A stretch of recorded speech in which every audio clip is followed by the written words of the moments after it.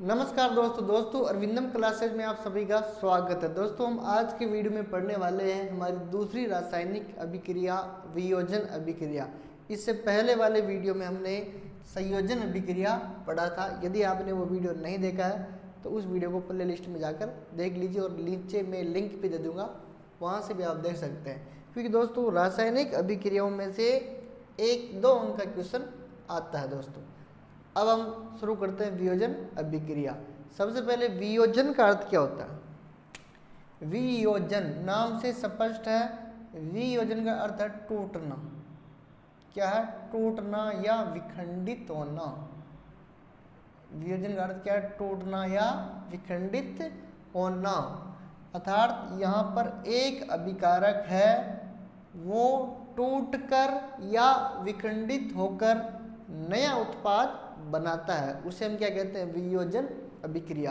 अर्थात एक अभिकारक टूटकर 2 या 2 से अधिक नए उत्पाद बनाता है। ये हमारा एक AB अभिकारक है, ये विखंडित होकर टूटकर 2 नए उत्पाद A+B बना रहा है। तो यहाँ हम कह सकते हैं कौन सी अभिक्रिया? वियोजन अभिक्रिया है। और वियोजन अभिक्रिया को हम अपघटन अभिक्रिया भी कहते हैं। वियोजन अभिक्रिया का दूसरा नाम क्या है? अपघटन अभिक्रिया, क्योंकि यहाँ पर एक अभिकारक अपघटित होकर क्या बना रहा है? 2 नए उत्पाद बना रहा है। तो क्या बनेगी परिभाषा? ऐसी रासायनिक अभिक्रिया जिसमें एक अभिकारक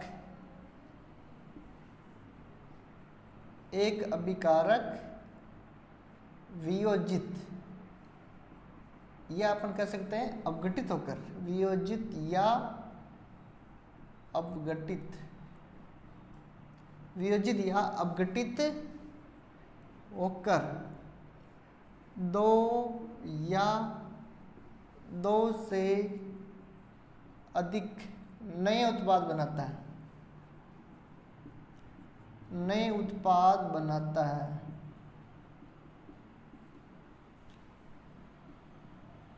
वियोजन या अपघटन अभिक्रिया कहलाती है। अपघटन अभिक्रिया कहलाती है। देखिए वापस परिभाषा को। ऐसी रासायनिक अभिक्रिया जिसमें एक अभिकारक वियोजित होकर या अपघटित होकर, टूटकर या विखंडित होकर, कुछ भी आप सब प्रयोग कर सकते हैं, होकर 2 या 2 से अधिक नए उत्पाद बनाता है, इसे हम वियोजन अभिक्रिया कह लो या अपघटन अभिक्रिया कह सकते हैं। ये एक अभिकारक है, ये अपघटित हो गया A और B में, तो ये कौन सी अभिक्रिया होगी? अपघटन अभिक्रिया। अब इसे हम एक प्रयोग के माध्यम से समझते हैं। ये हमने ली एक परख नली। क्या ले ली? परख नली। कांच की होती है, सब जानते हैं परख नली। इसमें हमने कुछ फेरस सल्फेट के क्या डाल दिए? टुकड़े। फेरस सल्फेट के क्रिस्टल डाल दिए। फेरस सल्फेट के क्या डाल दिए? क्रिस्टल। और अभी इनका रंग कैसा है? हरा है। अभी जो ये फेरस सल्फेट के क्रिस्टल है, इनका रंग कैसा? हरा। अब हम क्या करेंगे? इसको क्या करेंगे? गर्म करेंगे। क्या करेंगे? गर्म करेंगे। इसको हम गर्म करेंगे। तो जब हम इसको गर्म करते हैं तो जो फेरस सल्फेट के जो क्रिस्टल थे पहले हरे रंग के थे, लेकिन अब उनमें रंग में परिवर्तन आ जाता है और यहाँ एक गैस की गंध आ जाती है। गैस की गंध बाहर निकलती है और वो गंध होती है किसकी? सल्फर की। किसकी गंध होती है? सल्फर की गंध होती है। जब हम फेरस सल्फेट के क्रिस्टल को गर्म करते हैं, जो कि पहले हरे रंग के थे, जब हमने उसको गर्म किया, उसको उष्मा दी, तो गंध बाहर निकली और वो गंध किसकी थी? सल्फर की थी। अर्थात कुछ गैस बाहर निकली है। और यहाँ पर जो ये फेरस सल्फेट का हरा रंग था, यह रंग अब कैसा हो गया? भूरा हो गया। कैसा हो गया? भूरा। तो यहाँ हम समझ सकते हैं इस अभिक्रिया के माध्यम से। देखिए पहले क्या था हमारे पास? Ferrous sulphate. फेरस सल्फेट के क्रिस्टल थे कैसे थे? हरे रंग के, हरे रंग के थे। ठीक है, फेरस सल्फेट के क्रिस्टल कैसे थे? हरे रंग के। जब हमने उसको गर्म किया अर्थात हमने उसको उष्मा दी, क्या दी? उष्मा, तो वह भूरे रंग के पदार्थ में बदल गया, भूरे रंग के पदार्थ में बदल गया। और भूरा रंग का पदार्थ कौन था? फेरिक ऑक्साइड था। जो गर्म करने के बाद में जो भूरा रंग का पदार्थ बना वो कौन सा था? Ferric oxide. और यहाँ पर दो गैस बाहर निकली थी। गैस कौन सी थी? एक तो सल्फर डाइऑक्साइड, एक है sulphur trioxide, SO2 plus SO3। अर्थात यहाँ पर दो गैसें बाहर निकली है, सल्फर डाइऑक्साइड और सल्फर ट्राइऑक्साइड। अब जब हम इसको समीकरण के रूप में लिखते हैं तो 2FeSO4, ये हमारे हो गया फेरस सल्फेट का सूत्र। और हमने उष्मा दी, उष्मा को हम इस प्रकार दर्शाते हैं। तो हमारे पास क्या बना? फेरिक ऑक्साइड Fe2O3, ये फेरिक ऑक्साइड का सूत्र है। प्लस गैस बाहर निकली SO2 प्लस SO3। ठीक है, SO2 और SO3। तो ये हमारी अभिक्रिया हुई। यहाँ देखिए हमारे पास पहले एक अभिकारक था फेरस सल्फेट। ठीक है, जब हमने इसको उष्मा दी तो यह दो या दो से अधिक, एक तो फेरिक ऑक्साइड, एक सल्फर डाइऑक्साइड, एक सल्फर ट्राइऑक्साइड, तीन उत्पादों में विघटित हो गया, तीन उत्पादों में वियोजित हो गया। तो हम कह सकते हैं ये कौन सी अभिक्रिया का उदाहरण है? वियोजन अभिक्रिया का उदाहरण है। तो आपसे पूछे वियोजन अभिक्रिया किसे कहते हैं या अपघटन अभिक्रिया किसे कहते हैं, उदाहरण दीजिए। तो ये परिभाषा आपको लिखनी है और ये आपको समीकरण एक उदाहरण देना है दोस्तों। अब दोस्तों जो हमारी ये अपघटन अभिक्रिया है ये चार प्रकार की होती है। चार प्रकार की होती है क्योंकि अपघटन चार प्रकार से हो सकता है। एक बार आप वीडियो को पुश कर लीजिए और नोट्स उतार लीजिए। चलो, वियोजन अभिक्रिया चार प्रकार की होती है। अर्थात अपघटन कोई भी रासायनिक अभिक्रिया है उसमें अपघटन चार प्रकार से हो सकता है। पहला है उष्मा अपघटन, उष्मीय अपघटन। अर्थात जब हम किसी रासायनिक अभिक्रिया में अभिकारक को उष्मा देते हैं तो वो अपघटित हो जाता है, उसे हम कहेंगे उष्मीय अपघटन। या तापन, तापीय अपघटन। विद्युत के द्वारा होता है तो विद्युतीय अपघटन, और सूर्य के प्रकाश द्वारा होता है तो प्रकाशीय अपघटन। तो एक एक करके पढ़ेंगे। सबसे पहले हम पढ़ेंगे उष्मीय अपघटन। उष्मीय अपघटन, उष्मीय अपघटन अभिक्रिया। इसकी जो परिभाषा है केवल मैं बोलूंगा और वो आप लिखोगे। ठीक है, चलो। उष्मीय अपघटन, हमारे पास कैल्शियम कार्बोनेट है, कैल्शियम कार्बोनेट। जब हम कैल्शियम कार्बोनेट को उष्मा देते हैं, क्या देते हैं? उष्मा, तो यह कैल्शियम ऑक्साइड में बदल जाता है, कैल्शियम ऑक्साइड,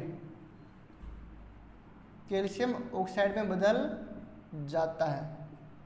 ठीक है, और प्लस कार्बन डाइऑक्साइड गैस बाहर निकलती है।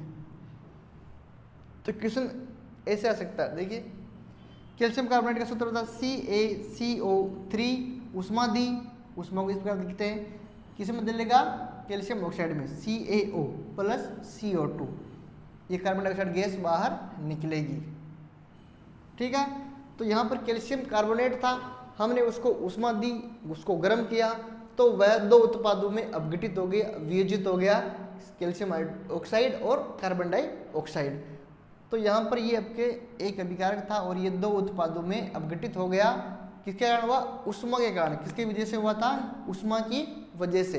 तो परिभाषा में बोल रहा हूँ, ऐसी रासायनिक अभिक्रिया जिसमें अभिकारक को उष्मा देने पर, ऐसी रासायनिक अभिक्रिया जिसमें अभिकारक को उष्मा देने पर वह दो या दो से अधिक उत्पादों में अपघटित हो जाता है, उसे हम उष्मीय अपघटन अभिक्रिया कहते हैं। यहाँ हमने कुछ नहीं किया, केवल अभिकारक को हमने उष्मा दी और वह दो उत्पादों में अपघटित हो गया, अर्थात उष्मा के कारण क्या हुआ? अपघटन हुआ। तो हम इसे कहेंगे उष्मीय अपघटन। आप अभिक्रिया उतार सकते हैं। इसका दूसरा उदाहरण देखिए, वियोजन अभिक्रिया का दूसरा प्रकार है तापीय अपघटन अभिक्रिया। तापीय अपघटन अभिक्रिया, ये नाम से स्पष्ट है, ताप के द्वारा अपघटन होना क्या कहलाता है? तापीय अपघटन अभिक्रिया। ठीक है, देखिए एक प्रयोग करते हैं इसमें। ये हमने ले ली परख नली, इसमें हमने डाल दिया लेड नाइट्रेट। क्या डाला? Lead nitrate. फिर क्या किया हमने? इसको ताप दिया। क्या दिया? इसको हमने क्या दिया? ताप, अर्थात इसको हमने गर्म किया। तो जब हम गर्म करते हैं तो इसमें एक भूरा रंग का धुआं बाहर निकलता है। भूरा रंग का धुआं बाहर निकलता है। ठीक है, लेड नाइट्रेट लिया, इसको गर्म किया, ताप दिया। क्या दिया? ताप। तो भूरा रंग का धुआं बाहर निकलता है, और जो भूरा रंग का धुआं बाहर निकलता है उसमें नाइट्रोजन डाइऑक्साइड गैस होती है, NO2 गैस होती है। देखिए लेड नाइट्रेट का सूत्र होता है 2PbNO3 ये हमारा हो गया लेड नाइट्रेट। ठीक है, अब क्या किया? इसको हमने ताप दिया, तापन। क्या दिया? ताप। तो यह बदल जाएगा हमारे 2Pb plus 4NO2 plus O2। देखिए समीकरण संतुलित है कि नहीं है? 2Pb एन कितना आ रहा है? 4 एन आ रहा है। ऑक्सीजन कितने आ रहे हैं? 6 दूनी 12 आ रहे हैं, नहीं हाँ 6 दूनी 6 और 4 10 आ रहे हैं, सही है। ठीक है, देखिए दोस्तों यहाँ हमारे पास लेड नाइट्रेट था, इसको हमने ताप दिया तो यह 3 उत्पादों में अपघटित हो गया। अर्थात क्या बनेगी परिभाषा? ऐसी रासायनिक अभिक्रिया जिसमें किसी अभिकारक को ताप देने पर वह अपघटित होकर 2 या 2 से अधिक नए उत्पाद बनाता है, उसे हम तापीय अपघटन अभिक्रिया कहते हैं। सभी की परिभाषा समान है, केवल एक शब्द चेंज होगा। वहाँ हमने ऊष्मा का उपयोग किया था तो उसमें अपघटन, या ताप का उपयोग कर रहे हैं तो तापीय अपघटन इसको कहेंगे। इसको उतार लीजिए पुश करके। तीसरी हमारी है विद्युतीय अपघटन अभिक्रिया। अर्थात यहाँ क्या काम में लेंगे अपन? विद्युत काम में लेंगे। विद्युत अपघटन अभिक्रिया क्या बनेगी परिभाषा? ऐसी रासायनिक अभिक्रिया जिसमें कोई अभिकारक विद्युत द्वारा अपघटित होकर 2 या 2 से अधिक नए उत्पाद बनाता है, उसे हम विद्युत अपघटन अभिक्रिया कहते हैं। जैसे हमारा जल का सूत्र है H2O, तो 2H2O हमारे जल है, इसको हमने क्या किया? इसमें विद्युत धारा प्रवाहित की। क्या किया? विद्युत धारा प्रवाहित की। तो जब हमने इसमें विद्युत धारा प्रवाहित की तो यह 2 उत्पादों हाइड्रोजन प्लस ऑक्सीजन में अपघटित हो गया। एक उत्पाद हमारा जल था, इसको हमने विद्युत दिया तो यह 2 उत्पादों में अपघटित हो गया। अर्थात विद्युत के कारण अपघटन हो रहा है तो हम इसे क्या कहेंगे? विद्युतीय अपघटन। हमारा जो चौथा है वो है प्रकाशीय अपघटन। बहुत इंपॉर्टेंट क्वेश्चन है ये। क्वेश्चन पहले प्रकाशीय अपघटन बोर्ड में आ चुका है दोस्तों। तो चारों ही अपघटन अभिक्रिया बहुत ही इंपॉर्टेंट है। प्रकाशीय अपघटन, प्रकाश कौन सा? सूर्य का प्रकाश। अर्थात जब कोई अभिकारक सूर्य का प्रकाश प्राप्त करके अपघटित हो जाता है तो हम उसे कहते हैं प्रकाशीय अपघटन। जैसे ये हमारा सूर्य है और इसका यहाँ हमारे पास एक कटोरी में हमने ले लिया सिल्वर क्लोराइड। क्या ले लिया? Silver chloride. तो जब हम सिल्वर क्लोराइड को धूप में रखते हैं तो अभी श्वेत रंग का है। सिल्वर क्लोराइड अभी कैसे रंग का है? श्वेत रंग का है सिल्वर क्लोराइड। जब इसको हम धूप में रखते हैं तो ये सूर्य का प्रकाश प्राप्त कर कर धूसर रंग का हो जाता है, धूसर रंग का हो जाता है। ठीक है, इसका मतलब क्या हुआ? इसमें अपघटन हो गया। अर्थात अभिक्रिया क्या बनेगी? 2AgCl, ये हमारा सिल्वर क्लोराइड है। यहाँ इसको क्या मिला? सूर्य का प्रकाश मिला, सूर्य का प्रकाश। तो जब इसको सूर्य का प्रकाश मिला तो यह सिल्वर प्लस क्लोराइड में अपघटित हो गया। अर्थात ऐसी रासायनिक अभिक्रिया जिसमें कोई अभिकारक सूर्य का प्रकाश प्राप्त कर कर अपघटित हो जाता है 2 या 2 से अधिक उत्पादों में, इसे हम कहते हैं प्रकाशीय अपघटन अभिक्रिया। इसका दूसरा उदाहरण है सिल्वर ब्रोमाइड 2AgBr। इसको मिले सूर्य का प्रकाश यूवी, इसको बोलते हैं अल्ट्रा वायलेट सूर्य का प्रकाश। तो यह भी 2Ag प्लस Br2 में अपघटित हो जाता है दोस्तों। और बहुत ही इंपॉर्टेंट क्वेश्चन आया हुआ क्वेश्चन बोर्ड एग्जाम में, जो सिल्वर ब्रोमाइड है, सिल्वर ब्रोमाइड, सिल्वर ब्रोमाइड, इसका उपयोग क्या होता है? सिल्वर ब्रोमाइड, सिल्वर ब्रोमाइड का उपयोग ब्लैक एंड वाइट फोटोग्राफी अर्थात श्याम श्वेत फोटोग्राफी, श्याम श्वेत फोटोग्राफी में होता है। अर्थात ब्लैक एंड वाइट फोटोग्राफी में किसका उपयोग किया जाता है? सिल्वर ब्रोमाइड का 1 नंबर का क्वेश्चन आ सकता है कि श्याम श्वेत फोटोग्राफी में किसका उपयोग किया जाता है? सिल्वर ब्रोमाइड का। तो दोस्तों इस प्रकार हमारी ये वियोजन अभिक्रिया यहाँ पूरी होती है। नेक्स्ट वीडियो में हम विस्थापन और द्विविस्थापन अभिक्रिया पढ़ेंगे। यदि आपको वीडियो अच्छा लगा तो लाइक शेयर एंड सब्सक्राइब जरूर कर लीजिए, ताकि मैं आपको बिल्कुल मुफ्त में NCERT 10th क्लास विज्ञान का कोर्स करवाने वाला हूँ दोस्तों। धन्यवाद दोस्तों।